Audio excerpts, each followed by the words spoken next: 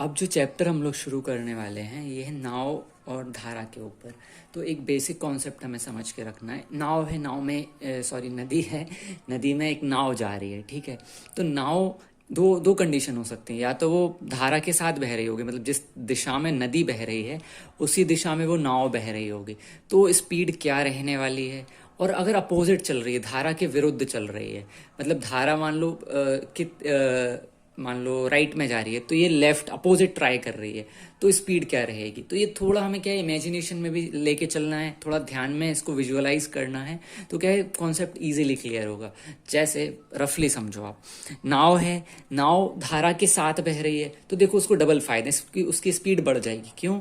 क्योंकि नाव तो अपनी स्पीड पे चल रही है, साथ में नदी की भी एक सर्टेन स्पीड होगी, तो स्पीड जो है वो बढ़ जाएगी। तो जो क्या करेंगे ना, उसकी स्पीड निकालनी होगी ना कोई काम के लिए, तो नदी की स्पीड, धारा की स्पीड मेनली, और नाव की स्पीड, इन दोनों को ऐड कर दो।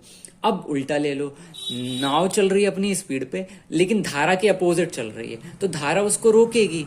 धारा जब रोकेगी तो हमें उसको माइनस करना पड़ेगा, ठीक है। तो ये एक बेसिक कॉन्सेप्ट ध्यान में रखना है, तो हमारा आधा काम बन जाएगा। इसके अलावा जो एक फॉर्मूला पहले ही हम लोग जो पढ़ते आ रहे हैं, चाल बराबर दूरी बटे समय, एक ये फॉर्मूला ध्यान में रखना, तो हमारा ना ये 90% चीजें हो जाएंगी आसानी से, ठीक है। फर्स्ट क्वेश्चन पे आते हैं। एक नाव स्थिर जल में 13 किलोमीटर पर आवर की गति से जाती है, यदि धारा की गति 4 किलोमीटर पर आवर है। देखो धारा की स्पीड दी है 4, नदी की दी है 13, नाव की दी है 13 और धारा की दी है 4। तो नाव द्वारा धारा की दिशा में, देखो ये कीवर्ड क्या है हमारा, धारा की दिशा। धारा की दिशा मतलब अभी क्या करना पड़ेगा, 13 और 4 को ऐड करना पड़ेगा, और 68 किलोमीटर जाने में कितना टाइम लेगी, समय निकालना है, ठीक है। पहले तो क्या है, कुल स्पीड निकाल लो, ठीक है। चूंकि ये धारा की दिशा में है, ठीक है ना, तो क्या होगी स्पीड, 13 किलोमीटर की स्पीड है नाव की, ठीक है।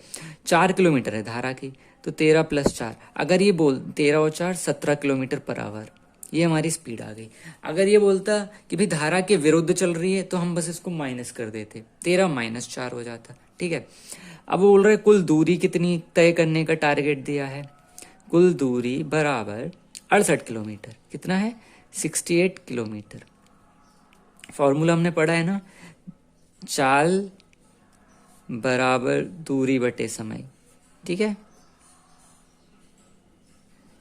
अभी निकालना क्या है, समय। समय यहां चला गया, चाल नीचे आ गई, तो समय बराबर, देखो समय यहां चला जाएगा, चाल ये रिप्लेस हो गया, तो दूरी बटे चाल, बस रख दो। दूरी कितनी है 68, चाल कितनी है 17, 17 चौको 68, 4 घंटे समय है ना, घंटे, ठीक है।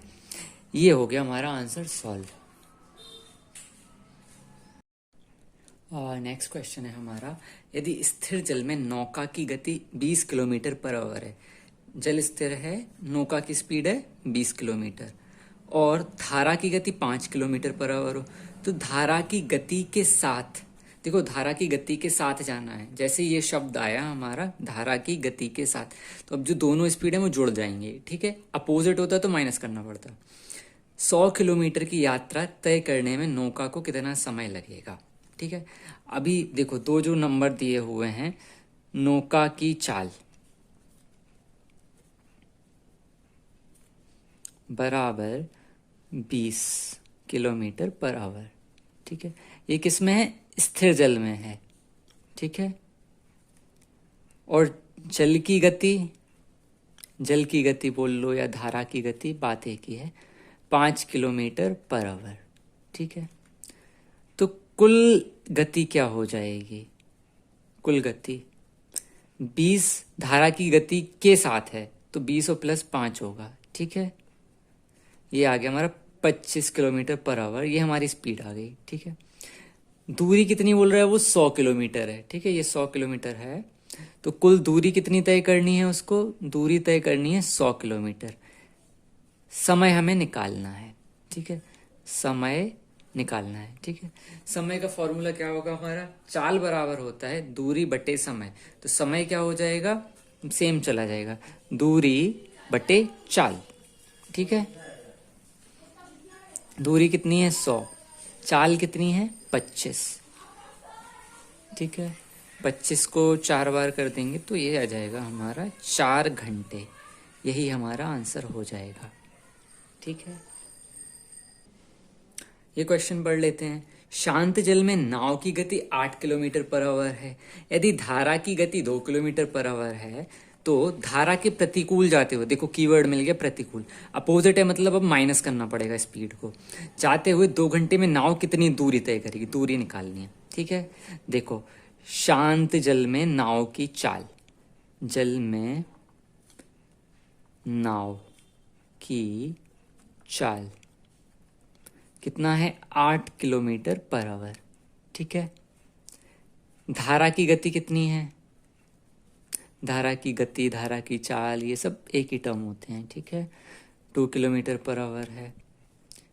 अब अपोजिट है तो कुल चाल कितनी होगी एक्चुअल में, प्रतिकूल है तो हमें माइनस करना पड़ेगा। 8 माइनस 2 बराबर 6 किलोमीटर पर आवर, ठीक है। समय कितना दे रहे हैं, ये बोले 2 घंटे में, समय लिख लो, समय 2 घंटे। निकालनी कितनी है हमें, दूरी, तो दूरी बराबर क्या होता है, चाल गुणा समय, ठीक है। बस कर दो सिंपली, 6 यहाँ पे समय का 2 हो गया, 6 दूनी 12, 12 किलोमीटर हमारा आंसर आ जाएगा। बस ये बहुत ही आसान तरीके से था। अनुकूल हो तो प्लस करना है, प्रतिकूल हो तो माइनस करना है, बस इतना सा ध्यान में रखना है। ये एक टाइप और होता है इस टाइप के क्वेश्चंस में, इनमें गुना कितने गुना है उस टाइप के एक बेसिक का सा कॉन्सेप्ट है, एक फॉर्मूला से हो जाएगा। देखो फॉर्मूला पहले ही बता देते हैं, जल प्रवाह इनटू जितना गुना दिया हो ना, जितने भी टाइम्स करना हो, गुना +1 बराबर स्थिर जल में चाल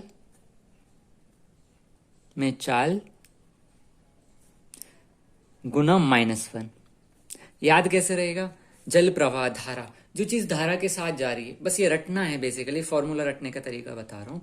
स्थिर प्रवाह, देखो बोलते ना धारा के साथ चलो, धारा के साथ चलो, जैसे दुनिया चल रही है वैसे चलो, तो दुनिया के साथ चलोगे तो +1 एडिशनल, मतलब +1 करना पड़ेगा, क्योंकि आप सही जा रहे हो, मतलब मान लो एक बार को, तो जल प्रवाह धारा के साथ बह रहे हो तो गुना +1, और स्थिर जल में हो तो गुना -1। जब यहाँ +1 है तो यहाँ ऑब्वियसली -1 रखना है, ठीक है। इतना सा है, जल प्रवाह के साथ जा रहे हो, जल प्रवाह इंटू तो गुना +1 होगा, और स्थिर जल में जो चाल है इंटू गुना -1 होगा। अब क्वेश्चन पढ़ते हैं। नदी की एक तैराक है, ठीक है, नदी की धारा के अनुकूल एक स्थान से दूसरे स्थान तक जाने में जितना समय लेता है उसका दुगुना समय, तो ये गुना हमें 2 मिल गया, वापस आने में लगाता है। यदि धारा की गति 4 किलोमीटर, मतलब ये चीज 4 है, ये 4 लिख दो, गुना कितना है हमारा 2 +1 फॉर्मूला में।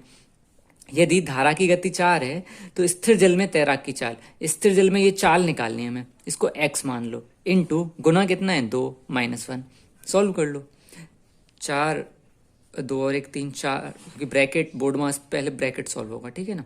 तो 4 3 12, यहाँ 2 -1 तो x ही बचेगा, ठीक है। तो 12 बराबर x, तो x ये 12 हमारा आंसर आ जाएगा, 12 किलोमीटर पर आवर।